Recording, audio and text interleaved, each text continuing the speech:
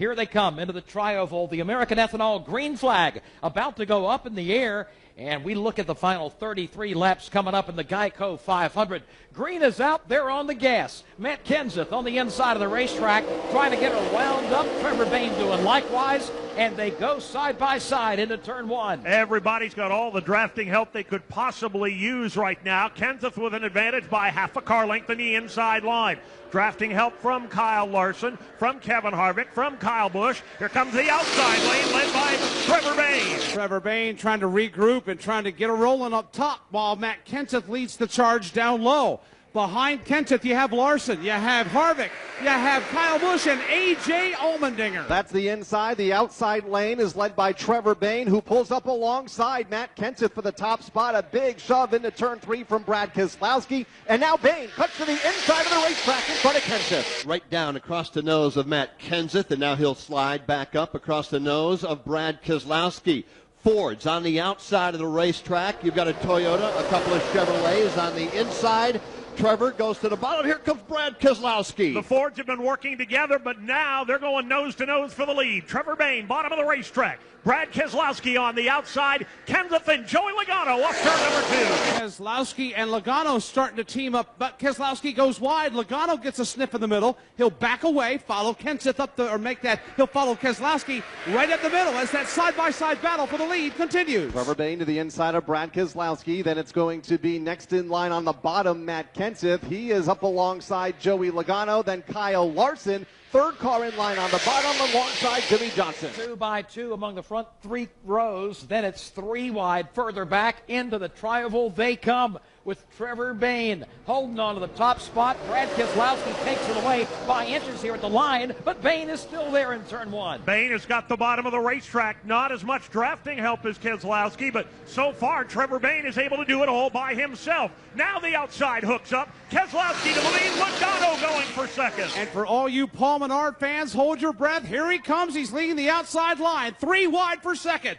Menard to the outside. Logano to the middle. Trevor Bayne to the bottom of the racetrack. And Brad Keselowski all by himself now at the front of the field as they are 3 wide for that second spot. Bayne, Logano, Paul Menard trying to get into the top 5 for the first time today using that outside lane. Boy, watching Paul Menard, who has not been to victory lane since 2011 when he won at Indy, making the outside line work. He pulls even with Joey Logano, who's in the middle, all the way to the bottom. That's Trevor Bayne. 3 wide from second place on back. Brad Keselowski now is going to have to be a blocking machine. Here they come. He goes to the top, to the middle, to the bottom. Try to hold them all off as they hit the backstretch. He'll go back to the middle. He'll get right in front of teammate Joey Logano. Now he'll go to the top. He'll try to block Paul Menard. Everybody's still in the rearview mirror. Keselowski still up top. 3 wide, 5 rows deep. They're 4 wide and leaning on each other in 3. You have Martin Truex Jr., Kyle Larson, A.J. Allmendinger, Michael McDowell, 4 wide for about the 12th position. They're 3 wide ahead of them, including for second with Bayne, Logano, and Menard. Brad Keselowski shows the way, but again, they're dancing all around behind him, trying to get position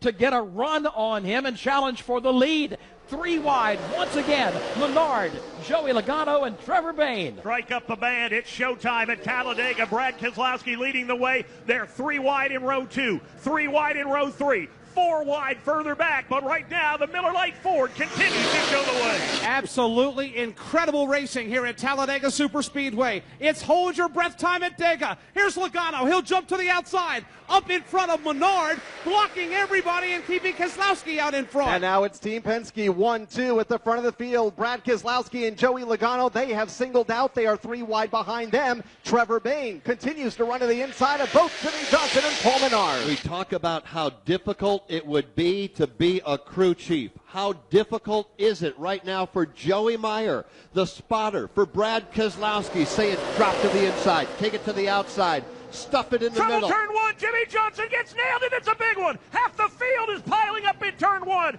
Martin Truex Jr. is in it. Jimmy Johnson is in it. Fire out from underneath the Ryan Newman machine. That car is ablaze as he heads for the infield. A number of other cars, Austin Dillon, Denny Hamlin, Ryan Blaney gets a piece of it. A multi-car crash, nearly half the field eaten alive in turn one. We've been waiting all day for the big one, Rusty Wallace. We just got it. That was the big one. That was many, many cars. It happened in the front straightaway going into turn one, and I'll tell you what, it took out a pile of them, just like Dave Moody said. I was hoping it wouldn't happen, but you could tell they were getting so close and so anxious. It finally happened. Dave Moody? Add Kyle Larson, add A.J. Allmendinger, add Paul Menard and Jamie McMurray to the list. Other cars as well that have yet to be able to refire. The Brian Scott machine is in the middle of it. Here comes Regan Smith limping along down on the apron. I may have to revise. I think we got more than half that time. So trouble once again, the caution flag out after they all came to pit road. We're down to 28 laps remaining. Boy, and it just took out, we were just talking about Paul Menard trying to end the long winless streak he's done. We talked about Ganassi Racing trying to end their long winless streak. They're done. You had a chance to watch it, Rusty Wallace. Jimmy Johnson very much involved. He was getting a big-time push from Kurt Busch, and it looked like that turned Jimmy across the nose of Paul Menard. Yeah, that's exactly what happened. Kurt Busch was trying to help Jimmy Johnson and was bump drafting him in the straightaway, and the last little bump turned Jimmy sideways in front of Menard, put him in the wall, and that's what started it. Just, I don't want to call it over-aggressive bump drafting, but this time Jimmy lost it, and I'm not blaming nobody, but it was just everybody getting anxious late. Boy, a lot of cars involved in this crash. Over in turn one, we saw Denny Hamlin on pit road. Yeah, Denny Hamlin is on pit road. A lot of right front damage on the car. As a matter of fact, he's just cranked it up and drove it back to the garage area. Right now, Kyle Larson is here.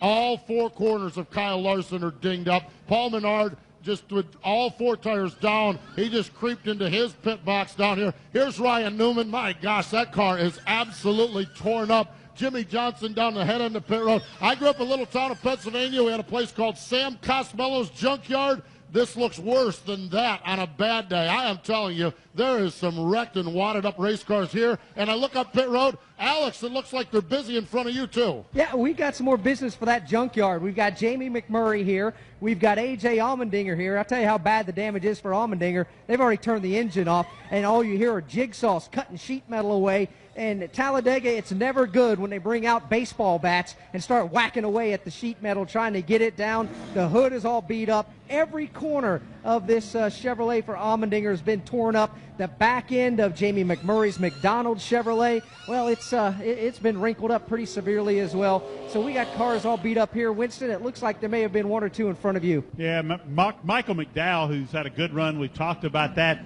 He had some damage. He's already returned to the racetrack. What you hear behind me is the wrinkled up car, Martin Truex Jr. He's got a lot of damage to the left rear of the machine, and also the right front. Looks like somebody's just peeled that sheet metal away in front of the right front tire. So he's got a lot of damage that they're going to bring it back down pit road and repair some additional damage. Right now, Clint Boyer among those coming down pit road, Ty Dillon, Chase Elliott. These guys are all going to come down. They're going to go ahead and change four tires that look like they may have had to slide on the brakes and slide the tires. So all these guys getting four tires in Sunoco Fuel. Steve Post. Yeah, there's a lot of the damaged cars down here, and the only one I see coming in for pit service is Greg Biffle now. Crew working on the left side. It did not look like any damage on that. Alex, any other cars pitting for normal pit service and not damage repair in front of you? Yeah, no, nothing normal about this. Ricky Stenhouse Jr.'s got the nose of his Ford caved in, so they're going to try to get that all fixed up. Poor old Regan Smith, he's going to need a hug after this one. That car is absolutely demolished down here. He couldn't even hardly get it to his pit box. Not sure how he even got it back to pit road to start with.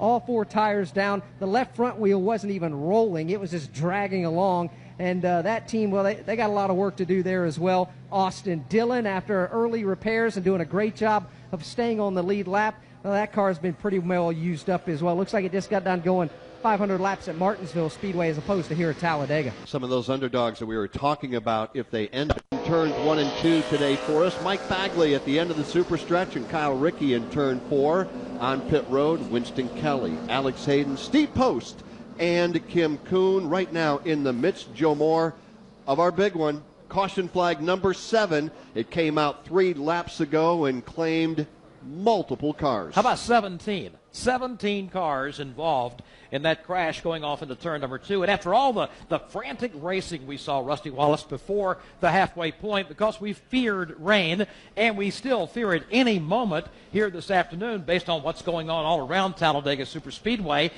we made it through that with no big problem. We got beyond that. Now down to about 25 to go. Suddenly we get hit big over there with 17 cars.